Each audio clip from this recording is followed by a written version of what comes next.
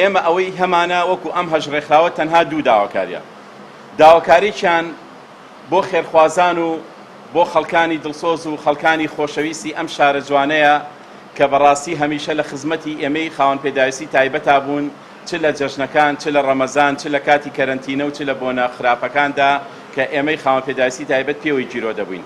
داوا لە هەموو خێرخوازانەکەم، داوا لە هەموو دەوڵەمەندەکانەکەین، داوا لە هەموو ئەو کەسانە دەکەین موسڵمانان دەکەین کە لەم مانگە پیرۆزەدا هەر یەکێک لەم ڕێکخراوانەی کە ئێوە دەیان بینن سەدان ماڵی خاوەن پێداویستی تایبەت ڕووی لێناون، سەدان ماڵ کە دینارێکیان نیە، سەدان ماڵ کە قوتی ڕۆژێکیان نیە، سەدان ماڵ کە پارەی شەربەتێکی ئێوارەیەکیان نییە کابرا خاوەن ماڵەکە، دایکەکە، باوکەکە، براگەورەکان بیباتەوە بۆ مناڵەکانی بەڕاستی. ئەمەش مەئساتە، ئەمەش جێی نیگەرانیە، ئەمەش کارەساتێکە کە ڕووی کردوتە ناو ماڵەکانەوە. ئێوە خۆتان زۆرتان ڕاستەوخۆ کە چوونەتە ناو ماڵەکان چ مەرگەسات و چ جەهەنەمێ لەو ماڵانە نابین. خاڵی دووهەم ئەو بەڵێنەی کە حکوومەتی هەرێمی کوردستان و ئەو داوایی کە وەزارەتی کار لە سەرۆکاتی ئەنجومەنی وەزیران کردوێتی بە پێدانی دوو موچە بۆ کەمەندامان. پێمان وایە ئەگەر حکوومەت ئەم جارە لە مانگی ڕەمەزانی پیرۆزدا لە بری موچەیەک دوو موچە بدا بە کەمەندامان، ئەمە کۆتایی دنیا نییە و پارەکەش ئەمەنە زۆر نییە کە حکوومەتی هەرێم نەتوانێت. ئەو پەڕی 8 ملیار دینارە پارەیەکی زۆر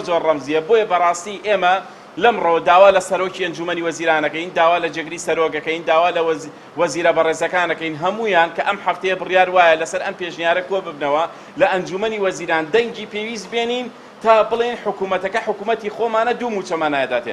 ئەگەر حکوومەت لەم مانگەدا فریای کەمەندامان نەکەوێت ئەوە ئێمەش ڕای دەگەێنین. ئەگەر برادرانیش لەگەڵمانە بن، من بەتەنیا ڕای دەگەنم نە حکوومەتی ئێمەیە، نە بە حکوومەتی خۆمانی ئەزانین و نە هیچ هەوڵەگەین بۆ سەرکەوتنی ئەم حکوومەتە، هەڵبژاردنیش لە پێشە. بە زۆنەتان پێڵم حکوومەتی هەرێم هەڵبژاردن لە پێشە. ئێمە ئەمڕۆ برسین، ئێوە پارەتان لەدەسا. 4 ڕۆژی تر ئێمە تێرە بین، ئێوە پێویستان بە دەنگی ئێمەیە.